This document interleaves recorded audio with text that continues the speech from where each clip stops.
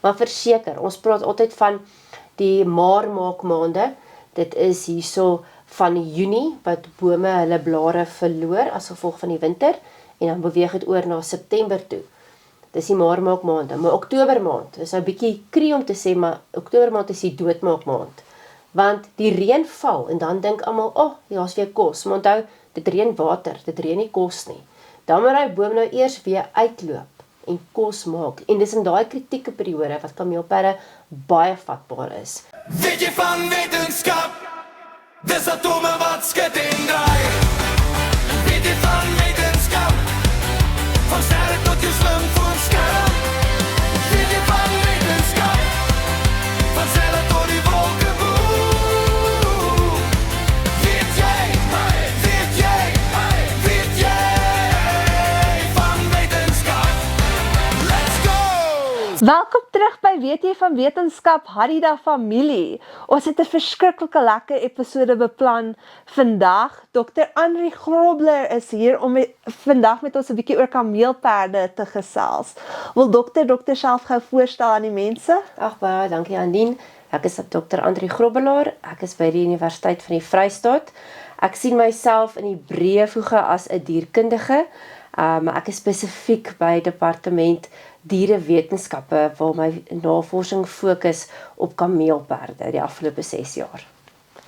En nou dokter, wil ek vra, ek het 'n premium blonde oomblik net om die gaste 'n bietjie in die episode in te kry. Wat maak kameelperde uniek? Waar moet ek begin, by die kop of by die stert? Daar is soveel feite. Ek dink ek begin by die basiese goedjies wat meeste mense weet, maar vir my is nog steeds uniek.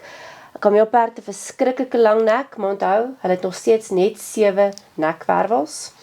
Kameelperde kommunikeer op verskillende maniere, waarvan ons onlangs uitgevind het hulle 'n lae frekwensie wat mense ore nie kan hoor nie, wat hulle veral in die aande 'n tipe humming geluid wat hulle gebruik om met mekaar te praat. Want ons hoor gewoonlik nie kameelperde nie, hulle is baie stil, maar daar word nou opgetel dat hulle op 'n ander frekwensie kommunikeer as wat die menslike oor kan hoor. Dit is baie interessant. En wat behels die meeste van die navorsing wat dokter op die oomblik doen oor die kameelperde? Ons kyk spesifiek na kameelperdgesondheid en dan ook hulle voortplanting. En die rede daarvoor is, in Suid-Afrika is ons besonder gelukkig. Ons het 'n goeie getal kameelperde. En dit is 'n danke aan die wildsbedryf. Maar die prentjie is nie dieselfde vir kameelperd spesies en subspesies in die res van Afrika nie. Daar het ons gesien die afgelope 40 jaar was daar 40% afname in hulle getalle. So die navorsing wat ons hier doen, omdat ons die leksheid het om baie diere mee te kan werk, wil ons kyk of ons daai kennis kan oordra dan na die ander spesies toe. Dat ons gaan kyk of ons hulle getalle en hulle gesondheid ook kan bevorder in Afrika. Want teen die tempo wat hulle besig is om uit te sterf in Afrika, gaan ons met 'n probleem sit oor 'n paar jaar. Hulle het omtrent in 9 Afrika lande alreeds uitgesterf. So ons probeer die kennis wat ons hier inwin, dan vir die res van Afrika ook te kan gebruik. Ek wil gou vra, wat is die grootste bedreigings vir kameelperde op die oomblik?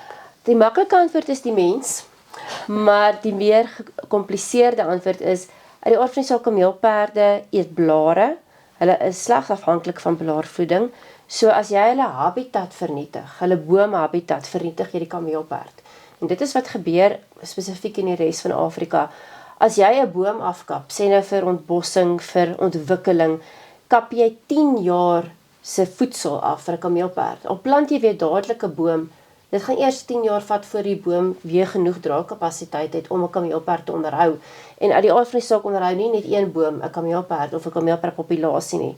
So teen die tempo wat ontbossing plaasvind, is dit die grootste bedreiging vir kameelperde, want ons vat hulle kos weg. Dokter het nou soveel jare spandeer deur kameelperde waar te neem. Hoe sal dokter sê lyk die tipiese dag van 'n kameelperd? Hulle is ongelooflike gemaklike diere. Hulle hoofprioriteit in 'n dag is om te eet en om te rumineer. Hulle is ruminante. So meer as 60% van die dag van 'n volwasse dier sal wees om uit te soek die lekker blaartjies en styfmeelgoedjies wat hulle kan eet. Hulle het 'n ongelooflike tong wat daai akasia bome, die soedoring, perfek die blare kan afval sonder dat dit seer kry, die tong met die dorings. So hulle sal gaan en puntenerig al daai blaartjies gaan uitsoek. En dan sal hulle staan of beweeg en dan rumineer, die goedjies die kos wat weer terug opkom, wat hulle weer herkou. So die Afrikaanse term vir dit is herkouers. Hulle gebruik 'n baie klein gedeelte om te slaap in die dag, maar hulle staan en slaap meestal. Die jong kameelperde sal lê met hulle nekke terug opgekrul, dit is 'n klassieke beeld, maar kameelperd sal nooit van sy eie op sy sy gaan lê nie, maar hulle staan meestal en slaap, en hulle slaap net vir 'n paar minute. Dan word hulle weer wakker en hulle herkou weer. In totaal sal hulle volwasse kameelperd tussen 30 minute na 2 ure in totaal 'n dag slaap. So hulle is eintlik baie aktief. Loop maar die hele tyd rond op soek na kos of kyk in hulle omgewing. Hulle is baie versigtig en al is daar nog steeds nie wilde diere of roofdiere in die park nie, sal hulle nog steeds hierdie alertness hê, is nou die Engelse woord, om te kyk of daar ook enige potensiële gevaar is vir hulle trop of vir hulle kalfies. En het hulle spesifieke sosiale struktuur en hulle eie unieke persoonlikhede ook wat julle kon al het? Verseker. Ten opsigte van persoonlikheid, kom ons begin daar. Kameelperde is vir ons nou baie maklik om individue te kan identifiseer. Hulle blokvelpatrone, elke individu sin is uniek, dis soos 'n vingerafdruk. So ons kan verseker as ons in die veld kom, dan weet ons al, ons is nou besig om, kom ons sê nou met Blommetjie te werk, en dit is wat Blommetjie gewoonlik doen, dit is haar tipe persoonlikheid. Maar op 'n wetenskaplike punt was dit 'n groot debat die afgelope paar jare hoe hulle tipe tropstruktuur werk. En in die begin het hulle geglo, die wetenskaplikes, hulle het 'n baie los struktuur, daar is nie eintlik 'n orde nie. Maar nou die afgelope 10 jaar is al meer 'n neiging om te sê dit is nie so liekraak soos wat meeste mense dink nie. Dit lyk asof die maas van die kalfies 'n meer vaste verbandskap het, en ook gewoonlik is hulle baie naby mekaar verwant, daai groepie, en dan die bulle is meer nomadies. Hulle beweeg dan weg tussen die groepe op soek na enige potensiële vroulike individue wat hulle mee kan paar. Maar daar's meer 'n vaste struktuur in die trop ten opsigte van maas, kameelperdmaas wat hulle kleintjies saam groot maak. So daar is meer van 'n struktuur as wat aanvanklik gedink is. Ons sal dit soos 'n mamma groepie eintlik. Hulle het 'n crash, dis 'n term wat gebruik word, en die crash, die klein jong individue sal bymekaar wees. Een ma sal dalk dan aangestel wees om hulle dop te hou vir 'n rukkie, terwyl die ander moeders dan kan in die veld rondstap en eet, en dan sal hulle mekaar aflos. En ons het ook al gehoor van gevalle wat 'n kameelperdma oorlede is, kort nadat haar kalfie gebore is, en toe 'n ander ma wat ook 'n kalfie gehad het, daai kalfie aangeneem, en het sy 2 kalfies effektiewelik grootgemaak dieselfde tyd. Dit is baie oulik eintlik van hulle. Is daar 'n verskil tussen hoe volwasse kameelperde en jong kameelperde gedrag toon, of nie? Ja, soos ek sê, die ouer kameelperde beweeg baie meer rond ten opsigte van om kos te soek. Die kleintjies, hulle sal meer gaan lê en rustig wees, meer die tipiese speelgedrag wat ons nou sien. Ons sien dit as speel, dis eintlik maar net om hulle sintuie te bevorder en te versterk. Hulle sal bietjie minder eet aan blare, want hulle word nog gesupplementeer met melk wat hulle van hulle ma kry. So 'n koei is omtrent dragtig vir 15 maande, is haar draadtydperk, en dan word die kleintjie gebore. As 'n kleintjie gebore word, val hy van daarbo af om sy longe skoon te kry uit daai lang nek uit, en hy staan omtrent dadelik op binne 'n paar uur, en dan kan hy omtrent vir tot 'n jaar lank by sy ma bly, wat hy nog net melk drink en begin afwissel met blaarvoeding. En dan kan hy nog steeds daarna 'n rukkie by haar bly, want nadat 'n kameelperdkoei geboorte geskenk het, ons sê is 15 maande die draadtydperk, maar kan sy maklik binne 'n maand weer vatbaar wees om 'n babatjie te begin kry. Hulle het baie vinnige siklus. Hulle is elke 2 weke op 'n kameelperdkoeie. So hulle kan vir hulle kleintjies melk gee terwyl hulle al reeds dragtig is met die volgende kleintjie, omdat die draadtydperk so lank is. So die kalfies bly lank by hulle ma, hulle begin blare te eet, maar hulle supplementeer dit met melk, en na so 'n jaar begin 'n bietjie meer op die blaarmateriaal afhanklik te wees. Is daar gemiddeld van hoeveel kalfies 'n kameelperd in 'n leeftyd kan kry? Ja, ons sien dat 'n kameelperd omtrent in die omgewing van so 20 jaar oud word. In die wild, dit kan ouer ook wees, en ons sien dat die koeie tot op daai volwasse ouderdom kan bly kalfies kry. So as jy dit dan wiskundig uitwerk, dan sal dit omtrent so uitwerk tot op so 10 kalfies. Want hulle begin hier vanaf 5-jarige ouderdom reproduktief gereed te raak. So kom ons sê so tussen 8 na 10 kalfies maksimaal, maar uit die aard van die saak word dit baie beïnvloed oor kosgehalte beskikbaarheid. En 'n kalfie in 'n natuurpark is 'n baie maklike prooi vir 'n leeu. 'n Leeu sal nie maklik 'n volwasse kameelperd aanvat nie, maar 'n kalfie is gesog. Praat van nog bedreigings van hulle, is hulle meer vatbaar vir sekere parasiete en siektes? Nie meer as die gewone gesplete hoefdier nie. En ek sê spesifiek gesplete hoef, want dis nou relevant met die back and claw seer. Hulle kan draers wees van back and claw seer, alhoewel die simptome minimaal is, maar dit is hoekom daar's baie streng wetgewing om met hulle te werk en te versamel, want mens moet kyk vir daai tipe kontaminasie. Maar soos enige wilde dier het hulle 'n groot lading soms van parasiete soos bosluise. Weer eens as hulle immuniteit onderdruk word omdat hulle nie goeie gehalte voedsel kry nie, dan kan hulle doodgaan, soos wat meeste beeste kan doodgaan aan tipe Clostridium infeksie. Hulle het 'n knopsiekte wat ook 'n virus is wat ook nogals veral in die noorde deel van Suid-Afrika nou baie groot moeilikheid maak. Hulle kry meer simptome deesdae van dit.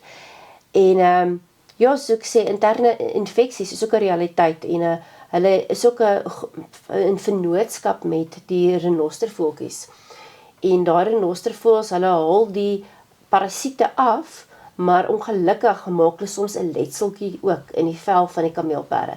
En dit gee dan 'n opening waar daar sekere virussiektes in die kameelperd se lyf kan kom. Ja, dit klink nogals asof dit 'n probleem later kan raak. Watse rol speel kameelperde in die ekosisteem wat hulle so belangrik maak? Hulle is ikonies in die sin dat hulle kan op 'n vlak voet wat geen ander dier herbivore kan voet nie. Ons kyk na meer as 1.5 meter wat hulle kan bykom plus. En hulle is absoluut blaarvreters. So hulle is baie belangrik ten opsigte van, as ons nou die Engels kan gebruik, landscape forming. Hulle is ook belangrik ten opsigte van die verspreiding van sade en styfmeel. Daar selfs baie werk wat spekuleer dat eintlik is kameelperde groot bye op steroïdes, want met hierdie ossicones, dit is nou hierdie beenstruktuur op hulle koppe en met die bietjie haartjies daarop, versprei hulle styfmeel, soos wat hulle in die bome eet. Sit die styfmeel op hulle ossicones vas en stap hulle na 'n ander boom toe en bestyf hulle daai boom met die styfmeel. So hulle is soos groot bye wat help met die verspreiding van styfmeel en ook in hulle mis die saad wat versprei word. En omdat hulle op ander plekke kan voed blaarmateriaal, word daar ook gekyk na hulle dinamika, hoe hulle help met brandbeheer, soos wat hulle die materiaal op sekere vlakke minder maak, dat 'n brand nie so maklik kan versprei nie. So dis nou alles uit die menslike oogpunt uit wat ons dink kameelperde is belangrik. Uit 'n dieroogpunt kan dit ook wees omdat hulle so ver kan sien hulle eers dat die gevaar aankom. So jy sal baie keer sien zebras, blou wildebeeste sal verkies om naby kameelperde ook te wy, want hulle koppe is nou hier onder in die grond waar hulle gras vreet. Kameelperd se kop is hoog in die lug waar hy in die bome vreet. So hy gaan vinniger sien as daar moeilikheid aankom en maak die blou wildebeeste en zebra dan gebruik van die kameelperd se waarneming om ook dan te sê daar's moeilikheid om weg te hardloop. Dit sê nou my volgende vraag gewees het, as 'n mens sien soveel keer zebras en al hierdie ander diere by kameelperde, watse tipe verhouding het hulle nog? Gebruik hulle maar die kameelperd op hulle self te baat, of is daar 'n verhouding wat gebeur tussen hierdie diere wat... Ja, dit is maar in die natuur anderste 'n verhouding as wat ons in mense terme sal sê. Ek bedoel, ek het 'n verhouding met my man of met my niggie of met my kind, of met 'n vriend af in die straat. Maar by diere werk dit bietjie anders. Hulle in die aard van die saak is hulle bewus van mekaar. En soos ek nou genoem het, maak hulle vir mekaar gebruik vir sekere tekens as daar gevaar aankom. Maar dan kry jy ook nou nisverdeling. Die nis wat 'n kameelperd vul is anderste as 'n nis wat 'n blou wildebeeste en 'n zebra vervul. Soos ek gesê het, hulle vreet gras. Kameelperde vreet blare. Kudu's vreet ook blare, maar op 'n laer vlak. So ek sal nie sê daar's verhouding soos goeie buurmanskap nie, maar daar's verseker 'n rolverdeling wat hulle in die ekosisteem speel. En daardeur kan mens dan die losterm gebruik, is hulle vriende. Ja, so dit beteken hulle kompeteer ook nie soveel met mekaar vir kos as hulle in dieselfde omgewing bly nie. Ja, verseker kompeteer hulle glad nie met grasvretende spesies nie. Soos ek gesê het, kudu en jou nyalas, hulle is ook blaarvreters, maar hulle is op 'n laer vlak vreet. Maar wat wel dalk interessant is ook, kameelperde is verkies ook nie om op die heel hoogste vlak te vreet nie. Die studies wat ons gedoen het, hulle sal nie laag vreet nie, maar ook nie heel bo nie, hulle verkies so in die middel. So hulle raak dalk net aan die grens waar 'n kudu sou vreet, maar hulle het die opsie om hoër te vreet. Maar dis vir hulle van nature meer gemaklik om hulle nek op 'n sekere grade te sit, as hulle tot regop moet sit. Maar as dit nodig is, kan hulle wel hoër vreet as die ander en het hulle dan die voordeel. Nog 'n vraag wat ek het oor dieregesondheid in die algemeen. As hulle nou die klimaatsverandering, omgewingsverandering, hoe beïnvloed dit nou eintlik hulle gesondheid? Ek kom weer terug by wat eet kameelperde, bome. Klimaatsverandering kan ons sien, daar is, soos jy reg sê, dis nie noodwendig aardverwarming nie, dis aardverandering of klimaatsverandering. So daar's 'n verandering ten opsigte van die verspreiding waar sekere bome voorkom. Hulle verkies spesifiek soedoring of akasia. So as dit nou die geval is, dan gaan ons outomaties ook 'n invloed hê oor waar kameelperde voorkom. En kan hulle nie skuif as gevolg van ons afgebakende gebiede op ons kontinent, kan 'n kameelperd nie net skuif na 'n ander land toe om meer daai boom te kan eet, omdat daai boom nou besig is om uit te sterf as gevolg van klimaatsverandering of droogtes of weer te veel water, wat ons ook nou sien gebeur hierso in die Kaap.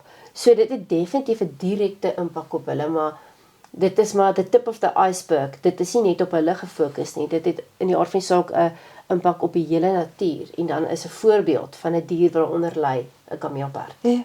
So, sal hulle ook deur seisoensverandering baie keer beïnvloed wees? Verseker, ons sit hierso, kameelperde kom byvoorbeeld in die Vrystaat nie van nature voor nie, want ons het nie eintlik so baie soederingsspesies van nature nie. So nou sit jy dat ons bring hulle in vanaf 'n bietjie meer noord, en nou kom die winter en nou verloor meeste van die akasia spesies hulle blare. So dit het gedwing dat kameelperde wat in die Vrystaat voorkom ook ander spesies benut. So dit is die een voordeel, as mens so van voordele wil praat, hulle is aanpasbaar. Hulle voorkeurkos is soedoring, maar hulle het aangepas om Linnaeus spesies ook te kan benuttig. Maar verseker, ons praat altyd van die maarmaakmaande. Dit is hierso van Junie wat bome hulle blare verloor as gevolg van die winter, en dan beweeg dit oor na September toe. Dis die maarmaakmaande, maar Oktobermaand is nou 'n bietjie kree om te sê, maar Oktobermaand is die doodmaakmaand. Want die reën val en dan dink almal, daar's weer kos. Maar onthou, dit reën water, dit reën nie kos nie. Dan moet hy boom nou eers weer uitloop en kos maak. En dis in daai kritieke periode wat kameelperde baie vatbaar is. Wat jy nie met hulle moet werk nie, want hulle energievlakke is verskriklik laag. So die beste tyd om met kameelperde te werk vir navorsing, sal mense sê, is eerder hier van November maand tot en met April, Mei. Dan is hulle energievlakke lekker hoog, maar sodra die blare begin val van die bome, dan moet jy hulle eers bietjie los. En verder wat baie interessant is terug na die kameelperd in die seisoene is daar maniere hoe mense intree om te help in hierdie Oktobermaand wat nou so krities is vir hulle? In Suid-Afrika spesifiek die wildspore gee baie byvoeding, en dit help verseker baie. Dit is gewoonlik 'n tipe korrel, 'n wildskorrel, en dit help vir daai energie en daai vette en daai proteïene wat benodig word. So nee, mense kan versekerde maniere hulle probeer ondersteun. Dis ook 'n gedeelte waarop my doktorale navorsing gegaan het, is om na die mis van kameelperde te kyk en te kyk na die kwaliteit mis en analises te doen, om te kyk dat die byvoeding wat gegee word, of dit genoeg is om hulle deur hierdie maarmaakmaande te dra. En ons kan sien dat sodra daar byvoeding gegee word, op 'n sekere hoogte, hulle verkies dat hulle kos gelig moet wees, so hulle wil nie op die grond eet nie, maar dit het verseker waarde as mens vir hulle daai byvoeding gee.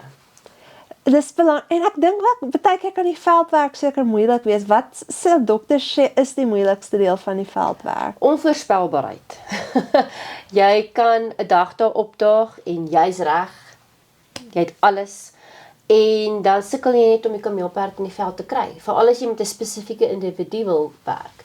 jy het dalk opvolgnavorsing wat jy moet doen. Jy moet by daai individu wat 'n vroulike individu is weer bloed trek om te kyk hoe ver sy na siklus is. En dan is daai kameelperd net nie daar nie. En dan is hulle nou net agter die koppie of in die sloot, maar daar's nie 'n manier wat jy by hulle kan uitkom nie. So onvoorspelbaarheid oor die dag, oor die dier ook, hoe die dier gaan reageer as jy hom gaan nader. My spesifieke navorsing was nie indringend geweest, so ek sou vir lang periodes agter hulle aangeloop het op 'n veilige afstand totdat hulle mis en dan weet wie die individu is en dan die mis gaan optel en dit dan die mis gaan analiseer. Maar as daai individu nou besluit hy gaan nou nie vandag vir my 'n mismonster gee nie, dan is dit nou so. Dit is 'n wilde dier. En dan met biologiese navorsing het jy maar altyd soos jy vroeër genoem het die seisonale impak. Jy wil dalk nou 'n sekere ding wees in die winter, wil jy nou 'n sekere komponent meet. Maar nou soos die reën wat ons nou gehad het, dit is so nat, jy kan nie in die veld kom nie. So nou mis jy daai seisoen se data. En dan moet jy nou eers weer wag vir die volgende jaar om daai seisoen se data. So dit maak die navorsing in die natuur baie moeilik, daai onvoorspelbare komponent. Nog iets waaroor ek wonder is, as daar ander diere in die omgewing is, beïnvloed hulle baie keer die navorsing op die kameelperdjies? Verseker, wildsplase deesdae het baie keer buffels, en jy moet baie lig loop as daar buffels is. Jy probeer aan die een kant nou te kyk vir die kameelperd en wat hy doen, maar aan die ander kant die oë agter jou kop moet jy kyk of daar nie 'n troppie Afrika buffels is nie. Dit stoot nogals die gevaarlikheidsvlak op. So ja, uit die aard van die saak het mense nou maar maniere om te probeer seker maak dat jy 'n veilige afstand kan volg en as dit 'n groot genoeg groep is, maar jy wil ook nie te groot groep wees met gedragstudies nie, want dit beïnvloed weer die gedrag. So jy moet maar alles te mekaar opweeg. Ons sal ook op 'n plaas rondloop uit die aard van die saak waar daar leeu's is nie, maar gewoonlik is ons leeu's mos dan maar in 'n kamp. Voor- en nadele. Maar definitief, jy moet 'n klomp diere in ag neem, ook die teenwoordigheid van sekere voëls. Jy wil nader aan 'n kameelperd kom, maar as 'n voeltjie skree, dadelik sal 'n kameelperd weet jy's daar.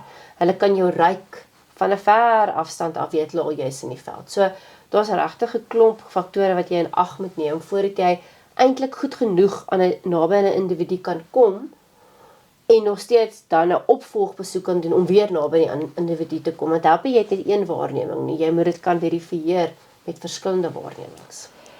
En as 'n dokter in die veld is, 'n dokter al agterkom daar's een dier wat vinniger mense agterkom as 'n ander dier. Verseker. Die koeie, uit die aard van die saak, is baie meer oplettend, want dit is maar hulle natuurlike instink. Die bulle is baie minder geplaag deur die teenwoordigheid en mense is meer bang vir die bulle want hulle is so groot. Maar 'n koei kan nogals aggressief raak as jy haar sou bedreig, want sy voel haar kalfie gaan bedreig word. Dis ook moontlik wat gebeur het. Ek dink so 3 jaar terug was daar 'n voorval van 'n in KwaZulu-Natal wat 'n kind seer gekry het wat saam met sy ma gaan stap het tussen hulle huisies in 'n park en hulle het per toeval tussen 'n koei en haar kalfie beland. Hulle het dit nie geweet nie. En toe die koei uit die bosse uitgehardloop gekom en oor die vrou en die kind gehardloop. So dit is verseker 'n realiteit wat mense in ag moet neem. So is dit die koeie wat gewoonlik vir die kameelperde half laat weet as daar iets is? Ja, hulle gedrag baie met hulle liggaamshouding, die manier hoe hulle kyk, hulle kommunikeer baie visueel en dit sal verseker die koeie wees. Meer kommunikeer. Soos vir mense ook, jy weet. Ja. En dokter het dierkunde geswat. Hoe het dokter besluit op dierkunde? Van kleintyd af. Ek praat nou ook van die so 9-jarige ouderdom, waar ek net met dolfyne gewerk het. Ek dink dis enige klein dogtertjie se droom, dolfyne en meerminne. Maar hulle het vir gesê meerminne bestaan nie. Toe moet ek nou maar met dolfyne werk. En word in die Vrystaat groot, het nie eintlik geleentheid om op dolfyne te werk nie.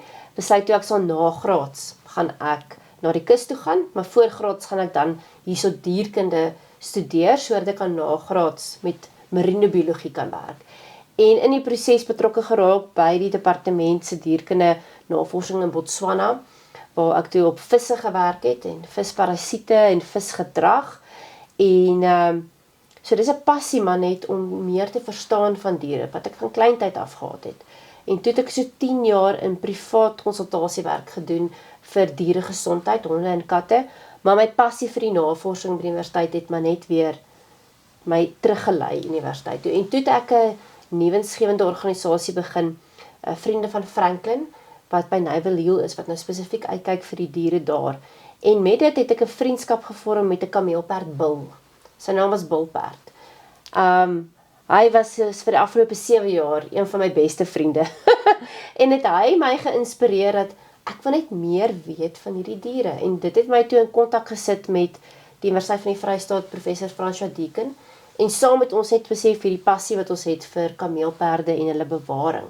So dis eintlik maar by chance, as ek dit so kan sê, met 'n vriendskap wat ek eers met 'n kameelperd gehad het, en toe naderhand met professor Deacon, wat ons nou hierdie navorsingsgroep verder vat en kameelperdnavorsing bevorder. Yes, en dit klink so sulke lekker werk. Ons geniet verskriklik baie. Dit is regtig my raad aan skooliere wat belangstel in dierkunde is, as dit jou passie is, moet jy soveel as moontlik blootstelling kry. Jy word of met die passie vir dierkunde gebore, of jy bou soveel kennis op, dat dit is naderhand 'n passie vir jou. En hoe meer ek leer van die wêreld, hoe meer in verwondering staan ek hoe ons Skepper die wêreld gemaak het. Dit laat my al hoe meer glo. En ek dink dit is 'n stukkie van die Here se genade wat hy aan my gesit het, om net hierdie passie te hê vir die natuurlike wetenskappe. Maar ek weet elkeen se paadjie daartoe is verskillend. Ja. Iemand anders se pad gaan heeltemal anders te lyk, maar as jy in jouself vind jy 'n passie vir bewaring, dan wil ek dit ten sterkste bevorder en aanbeveel dat jy dit volg. Jy weet nooit waar jy gaan opeindig nie. Nie almal gaan opeindig as 'n akademikus of as 'n boekskrywer nie. Maar daar is soveel uitlopende beroepe wat uit 'n passie uit ontwikkel kan word, dat ek dit ten sterkste wil voorstel vir almal. En enige raad vir iemand wat nou dierkunde swat en dalk moedeloos is met eksamens of goeters wat gebeur? Dit is, ja, spottende wys, ek is 'n ma, so ek het my prinsip van ongelukkig ABC, apply but to chair. Jy moet deur jou eksamens kom, daar's geen ander manier rondom dit. Dit is die stelsel wat ons in is, dit is die manier wat geëvalueer word, maar so ek sê, as regtige passie is, sal jy deur dit kom, en jy sal agterkom wat se dier spesifiek vir jou laat tik, soos hulle nou in Engels sê, en dan van daar af sal dit net makliker gaan. Ek geniet by verre my nagraads baie meer as my voorgraads. Voorgraads het jy ongelukkig die goedjies wat jy moet deurkom, en baie keer is dit nie heeltemal 'n belangstelling nie. Dis dalk 'n chemie vak of iets wat jy weet jy moet dit verstaan, maar joh, dit is moeilik. Maar jy kom op die einde, as jy 'n doel voor oë het, en met genoeg blootstelling en ervaring. Ek wil regtig voorstel as mense die geleentheid kry om betrokke te raak by nuwensgewende aktiwiteite, want jy gaan nie altyd betaal kan word vir dit wat jy doen. Jy moet bereid wees om betrokke te raak sonder vergoeding en net agter te kom hoe werk die wêreld, en daar bou jy koneksies op. En van daar, as jy jou kwalifikasies agter jou naam het, met jou koneksies en dit vir mense wys jou passie, sal verseker vir jou deure oopgaan. Samesweringstorie tyd. Ek gee vir dokter die hoed. Ja. Moet ek opsit, neem ek aan. Okay. So, het dokter 'n gunsteling kameelperd? Ja, ek het al vroeër van hom gepraat. Ja. Sy naam is Bilperd. Ja, hy is my heel gunsteling. Ek het tot 'n ring aan wat sy velpatroon is in die silwer ring uitgekerf, wat sy spesifieke velpatroon is. En dan laaste, wat was iets wat dokter ook laat, wat vir dokter nogal skokkend was van die navorsing, wat dokter glad nie verwag het nie? Nou laat jy my baie diep dink. Ek dink skokkend, nie sensasie gedrewe nie, maar net skokkend in die besef dat ons moet nie onsself beskou as apart van die natuur nie. Ons is deel van die natuur. En het ek te doen met mense wat baie keer onkundig is, en hulle sien hulle self as, hulle is verhewe. En dit is glad nie hoe jy die natuur moet sien nie. Jy is 'n deel van die natuur, en jy is net aangestel om 'n bewaarder van die natuur te wees. Ek voel elke mens moet besef dat jy het so groot verantwoordelikheid om uit te kyk vir die natuur, en ek dink dit is net weer gesien met byvoorbeeld hierdie ruimtevaart, wat hulle nou maan toe gehad het. Nou ruimtevaarders toe hulle terug omdraai en vir die aarde kyk, het hulle nie gesien daar is André en daar is Bilperd nie, hulle sien aarde. En ek dink dit is so mens moet besef, jy is alles deel van hierdie aarde, en jy het 'n verantwoordelikheid om jou deel te doen, om te probeer bewaar. Want as daar nie meer 'n aarde is nie, dan is daar regtig niks vir niemand oor nie. Baie, baie dankie vir al dokter se tyd. Groot plesier. Kan ek die hoed nou afhaal? Ja. Sien julle volgende keer. Baie dankie.